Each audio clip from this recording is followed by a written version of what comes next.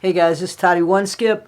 Welcome to my channel. Thanks again for joining me. So I wanted to talk to you a little bit about, there's a misconception and there's a little bit of confusion about the difference between jails and prisons. And not for people that have been there, they know the difference between them. So it is true that, and I've made a video before, that anybody that goes to prison had to have come from jail. But not everybody that goes to jail goes to prison. So when you get arrested, if you're taken in, and even before you go and have your trial, if you're unable to post bail, if your bail hasn't been set yet, you're going to go to a holding facility or the county jail. So you're going to go either to a sheriff's office.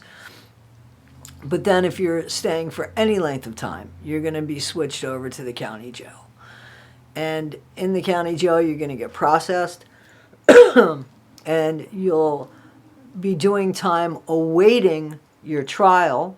Or if you become convicted and you're guilty of something and you have X amount of years or less, you'll do your time in the county jail. If you have X amount of years or more, you'll do your time in prison. So that's the difference. You can stay in county jail for years. You know, it depends on what the state is allowing people to do their time and the amount of time people are allowed to do in a jail system. It also depends on the population of jails and prisons. Because if the prison system is overwhelmed, sometimes when I was working in the jail, I remember, and this is not uncommon, this is still going on, not just in the jail that I worked at, but people could stay in the jails after they've been charged, and even violent criminals, you know, can stay in the jail system for years, and they might not stay in general population. They might stay, and everything is in a pod. It's not even open per se. So there's several pods.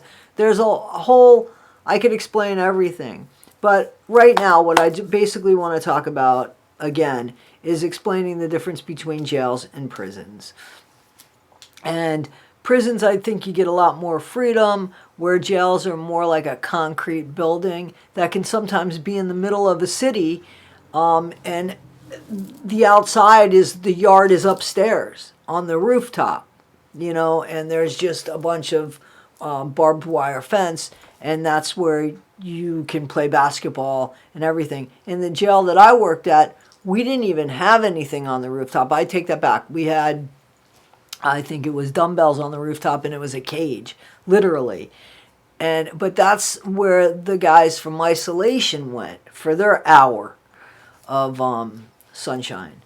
But in the jail that I worked at, there was, off the dorms that they were in, off the pods that they were in, there was a glass enclosed area that had a huge glass window on top where there was basketball. So it wasn't even like, you know, each area had its own little recreational. It wasn't that you're going to go to the gym. Each pod had its own gym. They're referred to where I worked for the longest time as the Arlington Hilton when the new jail was built. Because the old jail was absolutely from like, I mean, just, it was so old. They could film movies in that jail, and you'd be convinced that you were in the 60s or 70s. Even before then, that jail had to have been before then, because I was working in the 80s, I want to say. So, and yeah, it was a mess, and it was unique in the places that I worked. I saw every single inmate because that's what my job required me to do. I worked more with the inmates than I worked with any of the correctional officers. I saw a lot of things, a lot of creativity in good ways and bad ways. a lot of interesting people, some good, some not so good. But yeah, so jail is the place where you go as soon as you get in trouble. And after you get situated and received in jail, you start your regular. You can have good time, you do good time in jail if you're sentenced to a certain amount of time for like something that isn't a violent act. Like we had a lot of people that sold and did drugs and got in trouble that way with some white collar criminals, some funny criminals, and some not so funny criminals, some funny experiences, some not so funny experiences. But again, some creative stuff and not so creative. I've been in the prison system a few times as well. I don't know it near as well as I know the jail systems. And the thing about the jails, and especially where I worked, was people got good time for the time that they worked. So if they got 30 days, if they worked for 30 days, I think they got like 10 days off their sentence. So 10 days, that's a good amount of time if you think about it, right? That's really a good amount of time. That's over 100 days a year that you're getting off. I don't remember how long they had to stay, or if they were able to stay up until a certain time and then they had to go to prison. I know that at the time, my immediate boss, was able to keep an inmate working in the kitchen area because he was just really good at it, and he was able to pull the strings and keep this guy working in the kitchen. And the guy was a white collar criminal that had enough time that he should have gone upstate. But the problem with that was that it was so overpopulated. And what I was saying before was the gym in the old jail, literally the gym area was filled with bunks and inmates.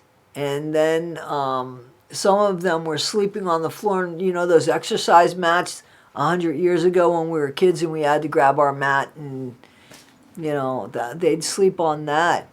And how do you keep any kind of personal shit when you get your commissary? Because you're able to get commissary, you're able to get commissary there. It's just that you can't really put it anywhere. It's out in the open. And, that's real. That's real.